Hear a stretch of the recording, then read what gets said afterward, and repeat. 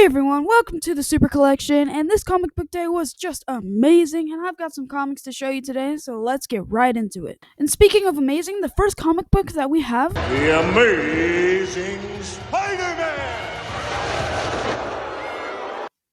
This issue was kind of bad, and it was also really confusing because the last issue he was fighting Hellgate and he was like losing or whatever, and this issue just cuts to like a month later or something, and he's just working and doing stuff. I'm like, what happened to Spider-Man Hellgate? Did you just die or something? Like we don't know.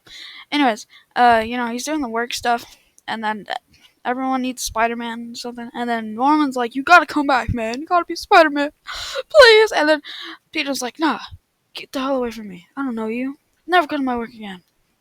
Aunt May is like at her little feast place, and she's talking to her coworker about like how she can't find Peter. Coworker's like, "Yeah, you should talk to him. Just giving them space is a bad thing. I knew someone," and she's like, "Peter's not on drugs." Like, are you sure? Okay. And then she's like, "Hey, you should call." And she's like, all right, I'll call someone to go over there." She calls him today, and she goes over, and she talks to him, and she's like, I don't know, she's trying to get back together with him or something. If you didn't know, she broke up with Paul in the all new Venom issue that also came out this week, so that's why she's actually talking to him.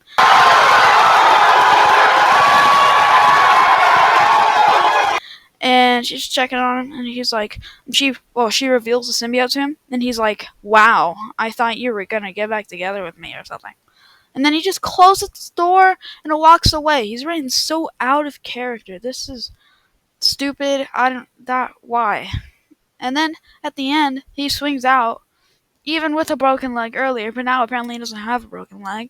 And he just has like web shooters on the exterior of his wrists, and that looks kind of dumb. Kind of reminds me of the Brand New Day suit and from the movie.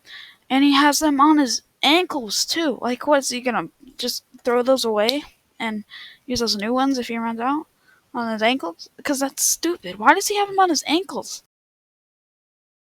Ah, finally a good one! Daredevil, Cold Day in Hell. Man, this book is so good. The art is good. The story is phenomenal. It is a good ending for this 3-issue miniseries. And if you haven't read this, you need to go read this right now. Like, right now. You need to go get your local comics store or whatever and get this comic book. This is so good.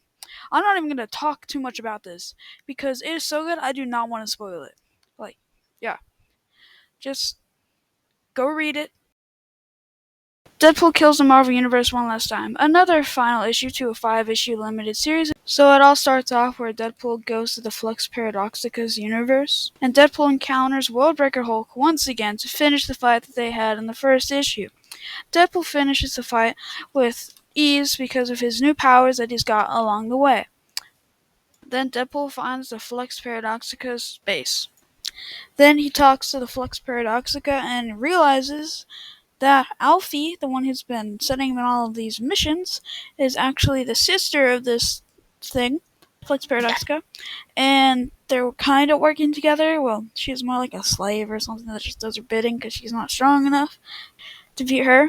And she's got all her minions, and she's talking about how she wants him to be her minion and stuff, and then Deadpool fights as her minions. There's like a bunch of people from different universes, superheroes, supervillains, all the types, and yeah, he kills them all. Then he has this talk with her, and she's like trying to make him like one of those things, their minions, and she wants him to like go to other universes and take over and kill them, so like no one can stand up to her. And yeah, Deadpool's like, no, I'm gonna do my own thing, and you know, not do that. So Alfie's like, yeah, she's my sister. She's too powerful. I can't really stop her by myself, but I can take over for like a little bit. So she kill her right now, and then he like kind of does. I don't know. It doesn't really show. He just fades into dust, and then he falls into the void to other universes, and that's how it ends.